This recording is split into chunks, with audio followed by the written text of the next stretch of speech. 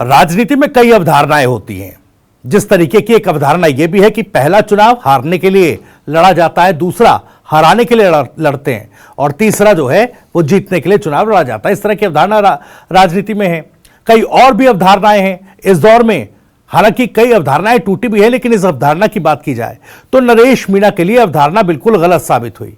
ये टूट गई क्योंकि तीसरे चुनाव में भी उनको हार का सामना करना पड़ा। लेकिन आज के सवाल क्या है? पहला सवाल यह है कि अंता उपचुनाव में हार के बाद क्या करेंगे नरेश मीणा।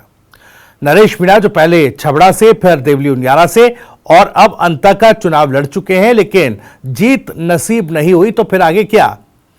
इस अंता के उपचुनाव में कैंपेनिंग के दौरान लग रहा था कि भाई अगर नरेश मीणा ये भी हार गए तो कहीं ना कहीं उनका जो लोगों से एक मार्मिक, एक भावुक अपील थी, उसमें लग रहा था कहीं ऐसा तो नहीं कि राजनीति छोड़ देंगे, कहीं ऐसा तो नहीं कि अब किस्मत चुनाव में नहीं आजमाएंगे, कुछ ऐसा तो नहीं कि अब लोगों की आवाज नहीं उठाएंगे। लेकिन क्या करेंगे वो आगे, ये पहला सवाल है। दूसरा सवाल, बीजेपी नेता की तारीफ के मायने क्या है? अंता में जिन जिन प्रत्याशियों के खिलाफ जो प्रतिद्वंदी थे चुनावी मैदान में, उसमें से एक बीजेपी के मोरपाल सुमन भी थे जो कि हार गए, लेकिन उनकी तारीफ कर रहे हैं नरेश मीणा। आखिर इसके क्या मायने हैं? तीसरा सवाल यह कि क्या नई सियासी राह पकड़ेंगे नरेश, किस राह पर जाएंगे? अभी तक देखिए 3 चुनाव लड़े, बीजेपी कांग्रेस से लगातार टिकट मांग रहे थे, कांग्रेस ने बिल्कुल दरकिनार किया। लेकिन अब क्या करेंगे, किस सियासी राह को तलाशेंगे, कौन सी राह पकड़ेंगे? और चौथा सवाल, उपचुनाव के बाद क्या संदेश दे रहे हैं नरेश मीणा? यह महत्वपूर्ण सवाल है नरेश मीणा को लेकर। अब इन्हीं सवालों के जवाब आज इस वीडियो में टटोलने की कोशिश करेंगे। वीडियो में आगे बढ़े उससे पहले आपको बता दें कि राजस्थान की राजनीति, उसके सटीक विश्लेषण और अंदर की खबरें दिखाने वाला स्पेशल शो इनसाइड स्टोरी के साथ मैं हूं भविष्य त्यागी।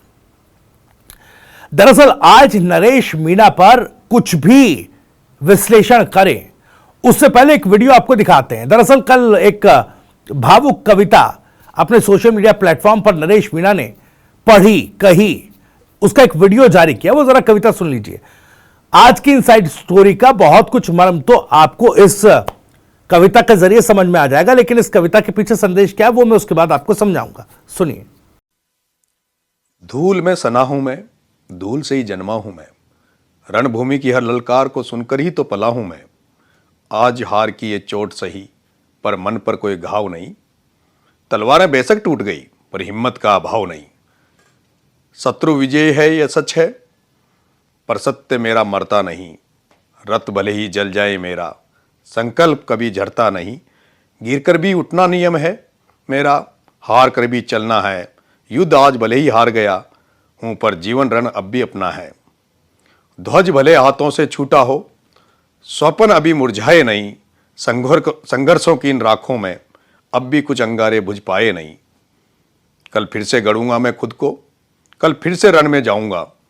पराजय केवल आज की है, कल मैं फिर इतिहास बनाऊंगा।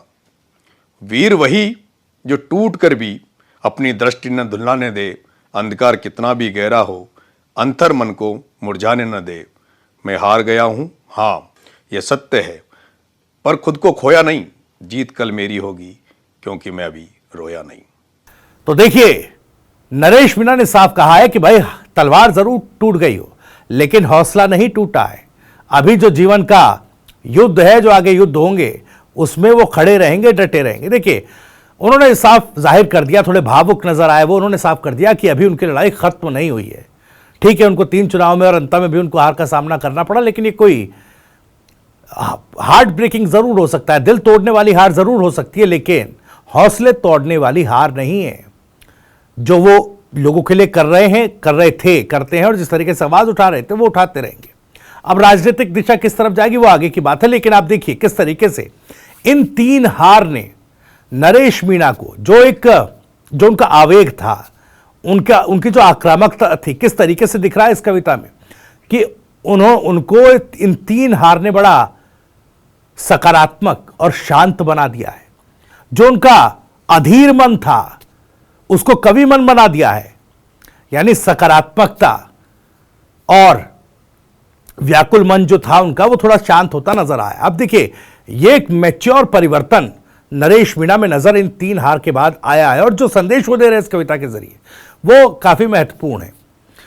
अब देखिए नरेश मीणा करेंगे क्या इसका। सबसे पहले तो आप और जरा तस्वीरें देखिए, मैं आपको दिखाता हूं सपोटरा की कुछ तस्वीरें। आज जब जोड़ली गांव, सवाई माधोपुर के जोड़ली गांव में आज महापंचायत है, जो डोंगरी बांध, प्रस्तावित डोंगरी बांध है, उसको लेकर जो लोग विरोध कर रहे हैं, क्योंकि विस्थापित जो लोग होने हैं, जिनकी जमीन वहां पर चली जाएगी, जिनके घर टूट जाएंगे, भाई उनको मुआवजा और तमाम चीजों की मांगे हैं। उसको लेकर ये बड़ी महापंचायत 72 बीघा में पूरा बैठने की जगह बनाई गई है। जो लोग आएंगे, कहा जा रहा है कि भाई 1 लाख से ज्यादा लोग आ सकते हैं। नरेश मीणा भी पहुंच रहे हैं, तमाम जनप्रतिनिधि वहां पहुंच रहे हैं। हालांकि इस महापंचायत में, इस जुटान में किसी भी तरह के राजनीतिक जो बयानबाजी है वो बंद रहेगी, लेकिन जनप्रतिनिधि चूंकि डोंगरी बांध को लेकर पहले भी नरेश मीणा ग्रामीणों का साथ, उनकी आवाज उठा चुके हैं, तो एक बार फिर वो पहुंच रहे। लेकिन सब जाते हुए सपोटरा में देखिए किस तरीके से जगह जगह पर नरेश मीणा के स्वागत के लिए भीड़ खड़ी दिखाई दी। अब ऐसा नहीं है कि ये भीड़ बुलाई गई थी, ठीक है, कार्यकर्ता जो नरेश मीणा के साथ हैं या हो सकता है उनके लिए जो काम कर रहे हैं, कुछ एक लोगों को वहां पर बुला ले आए, लेकिन इतनी बड़ी संख्या में इस तरह की भीड़ नरेश मीणा जैसे व्यक्ति के लिए, राजनेता के लिए मुझे लगता है कि संभव नहीं है कर पाना इकट्ठा। चूंकि चुनाव किस तरीके से लड़ा जाए, क्या उतना पैसा उनके पास था, किस तरीके से उन्होंने चुनाव लड़ा। दूसरा, इतना मीडिया मैनेजमेंट करना और इतना पैसा बहाना नरेश मीणा उतने आर्थिक तौर पर उनके लिए संभव नहीं लगता। तो देखिए बड़ी संख्या में जगह जगह पर आप तस्वीरें देखिए, आप साइड में विंडो में देख भी रहे होंगे किस तरीके से जगह जगह उनके स्वागत की तैयारियां की गई थी। बुलडोजर मंगाए गए, बुलडोजर से देखिए जो जेसीबी मशीन्स होती हैं उनसे फूल बरसाए गए, तमाम चीजें हैं। तस्वीरें नरेश मीणा के लिए गदगद करने वाली है, लेकिन जो जुड़ाव उनका जनता से रहा, जनता के प्रति जो उन्होंने यूथ आइकन वाली छवि बनाई और एक आक्रामक लीडर की भाई आपकी आवाज मैं उठा सकता हूं, उस तरह की नेता की छवि बनाई, वो इस उपचुनाव में हार के बाद भी सड़क पर दिखाई दे रही है। अब देखिए जोड़ली गांव पहुंचेंगे, डोंगरी बांध के विरोध में जिस तरीके से ग्रामीण आवाज बुलंद कर रहे हैं, उस आवाज को किस तरीके से और तेज करेंगे और किस तरीके से प्रशासन और सरकार तक उनकी मांगों को पहुंचा पाएंगे। तो पहला टास्क नरेश मीणा का दिख रहा है इस उपचुनाव में हार के बाद। यानी कि इन तस्वीरों को देखकर यह साफ लग रहा है कि नरेश मीणा का अब जो एम है वो क्लियर है।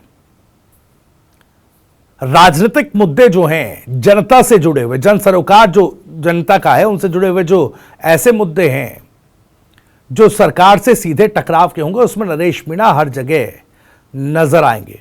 और इसी के साथ साथ नरेश मीणा जन सरोकार की आवाज उठाते उठाते वो जनसंपर्क भी अपना बनाकर आगे बढ़ेंगे।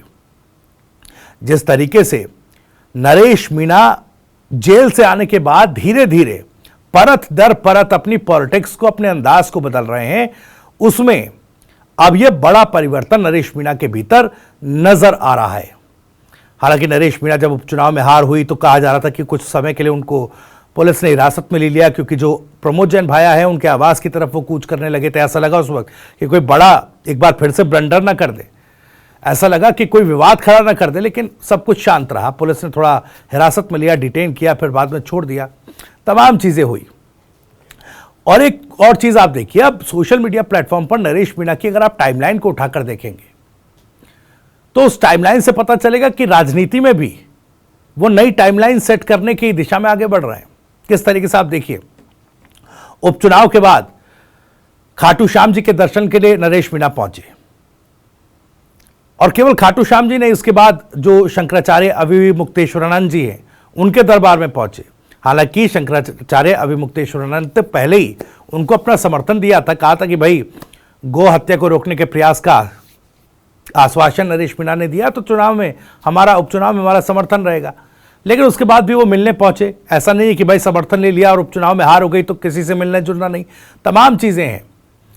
बड़े एक मैच्योर अंदाज में, परिपक्वता के साथ आगे बढ़ रहे हैं, संत समाज से मिल रहे हैं, मंदिर मंदिर दर्शन कर रहे हैं। उसके बाद आप देखिए आजाद समाज पार्टी के जो सांसद हैं चंद्रशेखर रावण, उनके घर गए, उनके आवास पर गए, उनकी माताजी से मिले, हालचाल लिया, उनसे मुलाकात की। जाहिर तौर पर राजस्थान में कुछ नया एक्सपेरिमेंट राजनीतिक तौर पर करने की एक चर्चा जरूर हुई होगी। और ये मुलाकात, ये तस्वीर जो आप देख रहे हैं, ये बहुत कुछ बयां करती है। नरेश मीणा किस तरीके से तीसरे मोर्चे की एक धुरी राजस्थान में बन सकते हैं, ये तस्वीर इसकी बानगी है।